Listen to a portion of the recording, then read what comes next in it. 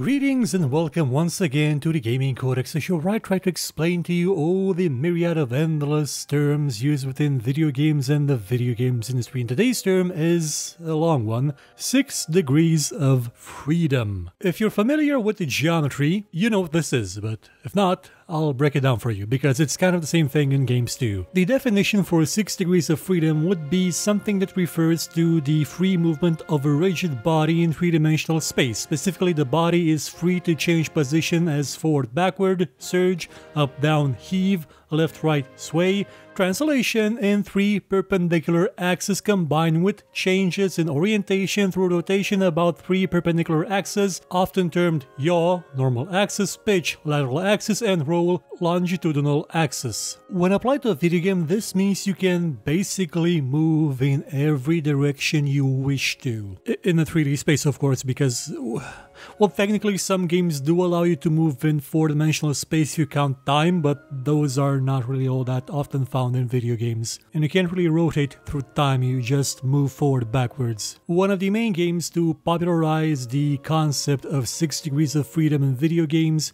was Descent. It was a game where you would control a spaceship, instead of a spaceship, you would control a fighter ship that would travel through a mine, a space mine with no gravity, traversing a 3-dimensional maze, killing things and saving some people that were trapped there. The game was notable for its time because there was little in the way of informing you what was up and what was down, because those things did not matter that much. Orientation was based entirely on your own personal preference for the most part, and of course some indication on the level that signs may have been placed upside down if you view them from the wrong direction. The reason Descent was very important is, up until then, you did not have shooters that gave you that kind of freedom of movement. Before it, you had the most famous one, of course, Doom, which was honestly still kind of a 2D game for the most part in terms of how it worked. Descent was even released before Quake, which is also a 3D game but not a 6 degrees of movement game, because you could not really spin around in that game. You couldn't tumble. And this one you could. In this one there was no floor. And not just because in some cases it was literal lava because you were in a mine, but because it didn't matter. You could tumble, you could twist, you could turn around, you could do basically everything you would want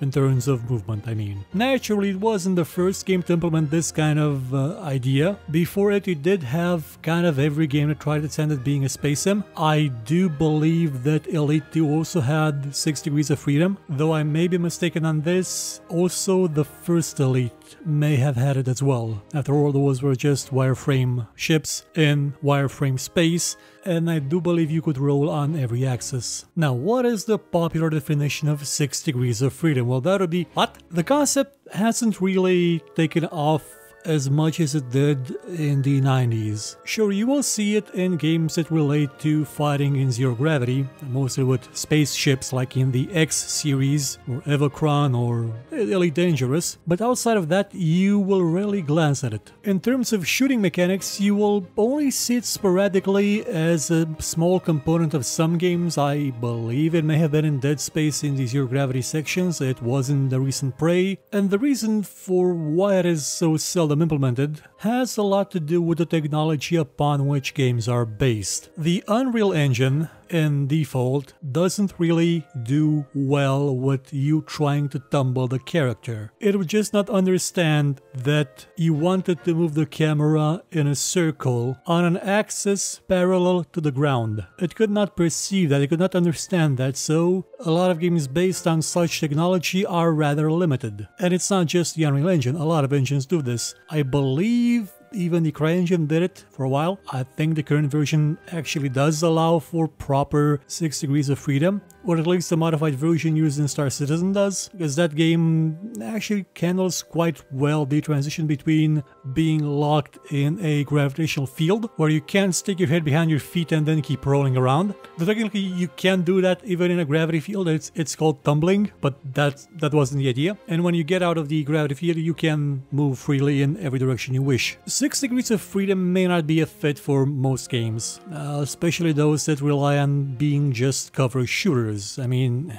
what would be the point of a cover shooter if you can just treat a wall like it was the floor or the ceiling like it was a wall and ignore gravity altogether? Though it does make for some very interesting gameplay, especially when applied to games where you are not in a spaceship. It gives birth to situations that are completely alien to the normal way in which a first-person or third-person shooter would work, which makes them kind of awesome. They make it tiring though, so that's also probably a reason why such components are not all that popular, even though there were games, first-person shooter games, that were based entirely on this idea. I believe that Shattered Horizon was one of them. If I'm not mistaken, you had complete freedom of movement in 6 degrees in that game. Now, what is the marketing definition of 6 degrees of freedom? Well, that would be something we can technically do on a gamepad, but we don't care. Fun fact, the gamepad is actually quite well suited to giving you proper control in 6 degrees of freedom environment type thing situations. Probably even more, well, noticeably more than a keyboard and mouse. For the simple reason that you have the twin sticks that can give you independent control over roll and axis movement, and you also have the progressive triggers that allow you to accelerate and decelerate in a completely different axis. Sure, you're kind of missing one axis, but you can pretty much do the rest with buttons, you know, you have a D-pad for that. It's a lot more of a direct control method than, not direct, but better feeling, maybe even more accurate control method for such a movement space than you would have on a simple keyboard. I mean, when you're dealing with multiple axes at the same time, if you're just dealing with each axis one at a time, then a mouse would still be better, technically. I mean, it wasn't a cent, unless you have a joystick. A joystick is also built for 6 degrees of movement.